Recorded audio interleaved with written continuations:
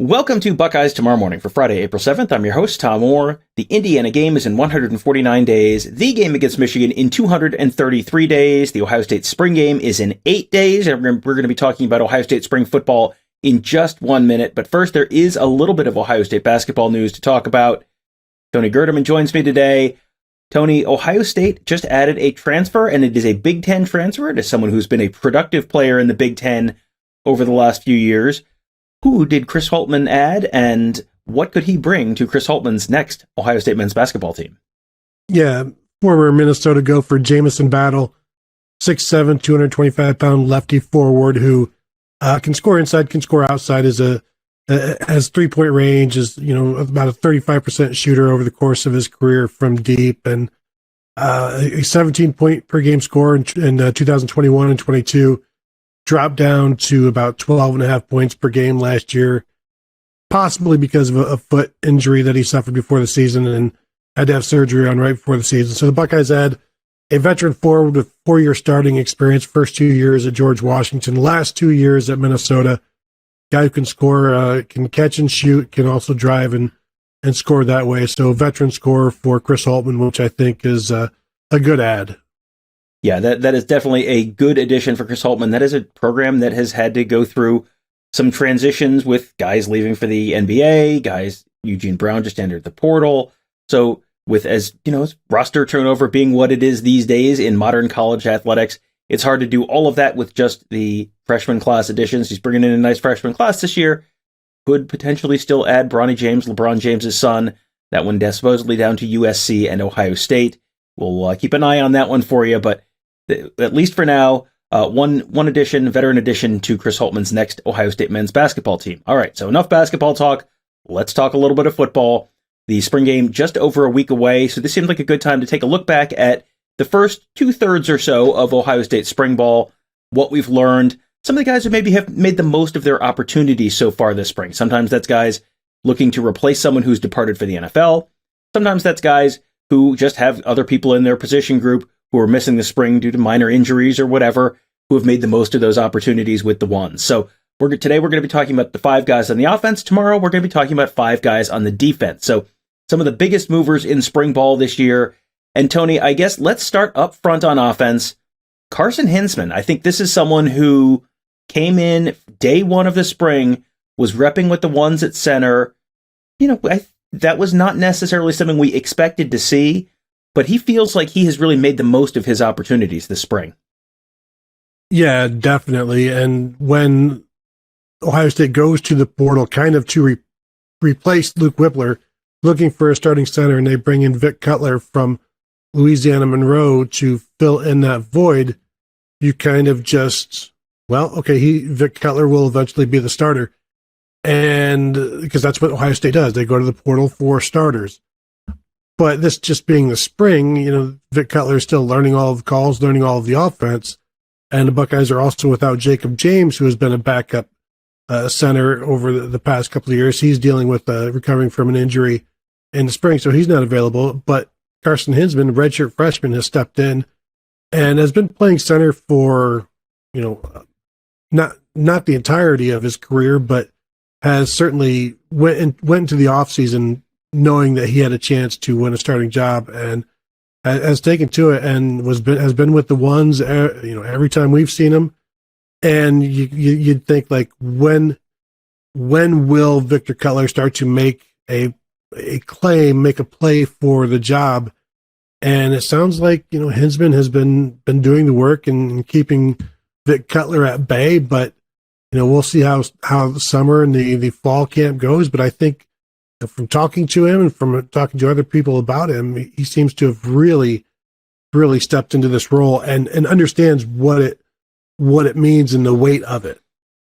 Yeah, that is a significant piece of the offensive line. Obviously, number one, you are the only offensive lineman touching the ball on every play, but number two, you're also responsible for a lot of the line calls and all that kind of stuff.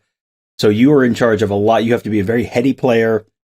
Obviously, you also have to be a pretty strong and agile player to deal with some of the interior defensive linemen you're going to be facing during the course of the year. Carson Hinsman has definitely not won that job yet, but he certainly hasn't lost the job. And we'll see as Vic Cutler gets more experience at Ohio State and Jacob James comes back from his injury. Will Carson Hinzman be able to hang on to that job? We'll see, but he certainly is, it's safe to say, a lot closer to a starting job this fall than I think either one of us would have guessed a month or so ago. So he is number 1 on our list. Numbers 2 and 3, they are both running backs, and those are guys who, again, are taking advantage of additional carries that they're getting this spring because no Travion Henderson, no Evan Pryor, and limited Mayan Williams. We've not seen a whole heck of a lot of Mayan Williams this spring either. So with 5 scholarship running backs on the roster, that's a lot of running backs. That is not a lot of carries to go around.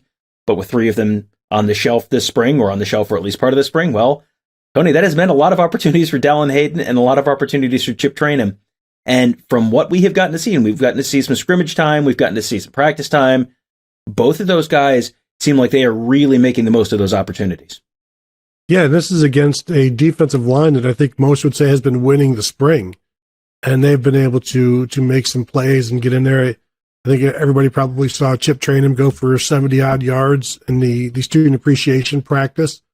And Dallin Hayden is stronger, like 10 pounds heavier than the year before. I asked Tony Alford earlier in the week, have you talked to him about how maybe those 100 touches won't be there for him this year because of the depth? He's like, yeah, that's not even a consideration at this point. And I actually wonder if it ever will be. And that may be something that we talk about on the outside, but they don't really necessarily worry about that on the inside, especially when these things, as they say, take care of themselves. And with the injury history that they've had at that position, who's to say, you probably don't even want to gear anybody down and say, hey, you may not get the ball this year. You want everybody to be geared up. And, as Alfred said, this is probably the deepest group he's had when they're healthy. And that's a pretty big caveat. And the 2 guys that we're talking about, Chip Trayanum and Dallin Hayden, have taken advantage of everything. And they're scoring, they're making tough plays. They're scoring tough touchdowns. They're making big plays. And one other thing Alfred said, he's no longer surprised by Chip Trayanum's speed. They caught him off guard last year, no longer catches him off guard anymore. Yeah, he has definitely been someone who has really sort of stepped into the void for Ohio State. He was I think the most carries in the Michigan game last year, and Dallin Hayden the most carries in the Maryland game the week before that. Those are guys who, you going into the season, you assume, okay, Mayan Williams, Travion Henderson, those are going to be the guys getting the bulk of the carries. And when they were healthy, they certainly did. But yeah, you work your way through that depth chart pretty quickly, and those are guys who have really, not done anything to dissuade you from thinking they could be guys who are significant contributors this fall during those opportunities. You wonder now, Evan Pryor. Evan Pryor has missed all of last season. He's missed all of this spring. He's someone who it feels like we've been talking for a year and a half about, like, when he's back, there's going to be a role for him. He's, feels like he's maybe the guy out of the backfield in the passing game or whatever. When he comes back, will he be able to make the most of whatever opportunities he has? So yeah, that is a loaded room. Certainly they're going to feel good about pretty much anyone they're running out there. Whether, 1 through 5, you're feeling pretty good about what you got there. So that's good. And then now we'll just have to see who's healthy, who's going to be good to go this fall. We have no indication the Mayan Williams thing is serious. We have no indication, Travion Henderson has been kind of doing an increasing amount of stuff throughout the spring. So he's on his way back as well. So should be a very deep and talented room, but those 2 guys definitely earning their spots and potentially maybe some larger roles this fall as well. All right, and now we're going to do 2 wide receivers, and that's another spot where no Julian Fleming this spring, no Emeka Ibuka this spring. You've got guys like Xavier Johnson, who's been there since it feels like about the late Jim Tressel era. So how many snaps does he need? So that has really opened up an opportunity for all those younger guys. And 2 of the guys who really seem to have kind of kicked that door open and made the most of those opportunities, Carnell Tate and Jaden Ballard. Ballard's been around a while and has sort of been, the next man up, it has felt like, for a while. Now it feels, I know Brian Hartline didn't like the idea that it was his turn, but it does kind of feel like it's sort of his turn has arrived a little bit. And Carnell Tate not waiting for his turn. He is really just kind of, like I said, kicked that door down and made an immediate impact there. Yeah, Carnell Tate just taking somebody else's turn, just cutting in line, and is like, I'm here now. and I'm going to make the most of it. And that's what he has done this spring. And playing essentially the same position as Marvin Harrison. So you talk about like Jaden Ballard taking advantage of the absence of Julian Fleming at that Z position, but that's not the case for Carnell Tate. But they move guys around and they get them their snaps. But this isn't an issue. This isn't a situation where there's this void of players for Carnell Tate. He's just suddenly moved up the depth chart because there's nobody else there. Like he has moved himself into the 2 deep for Ohio State with consistency. And as Brian Hartline said a couple weeks ago, he's done everything they've asked. He's done it very well. Takes care of his business off the field, is serious off the field. And usually when you are that, then it shows on the field as well. So he's making plays, making the simple plays as well. And I think that's also what Jaden Ballard has done. We all think of him as this deep speed guy, this fast Z receiver who just runs deep routes.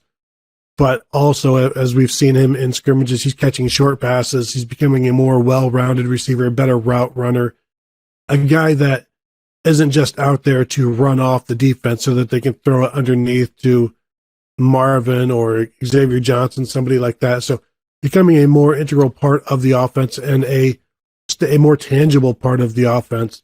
What does that mean for the season? I don't know, but it means that defenses better pay attention to him when he's out there, I think. Yeah, and I get the sense that he is someone who they probably will be paying attention to. Just the little bits that we've seen him, that long touchdown against Toledo last year. He had a long touchdown in one of the first scrimmage this spring.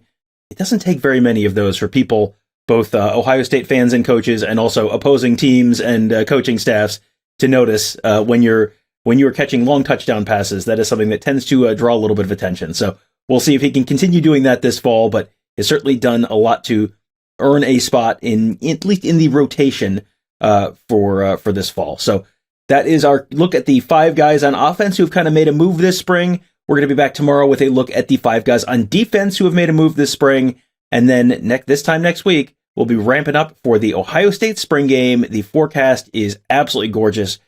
Just go ahead and quit your job before next week. It is going to be like 70 and sunny in Columbus every day. You don't want to be inside. This does not constitute actual career advice, so don't actually quit your job. But if you wanted to call in sick once or twice, like, listen, again, I'm not your boss, but if I was, I would totally understand. So it should be a beautiful week in Columbus and a beautiful day in Columbus next Saturday for that Ohio State spring game. And if you are not able to make it, well, take your laptop or your phone outside and watch Tony and Kevin and I. We'll have lots of coverage from that spring game next Saturday, coming to you from Ohio Stadium on our YouTube channel at youtube.com/BuckeyeHuddle. And of course, at BuckeyeHuddle.com, lots of written content, lots of Q&A stuff. Mark Givler does a weekly chat. It is a very, very busy week in recruiting. Maybe another recruit commitment coming soon-ish. We'll see. But very busy time there, again, at BuckeyeHuddle.com. So sign up today to be a part of all of it. That will do it for today. Thank you guys all for joining us. Have a great day. We'll talk to you tomorrow.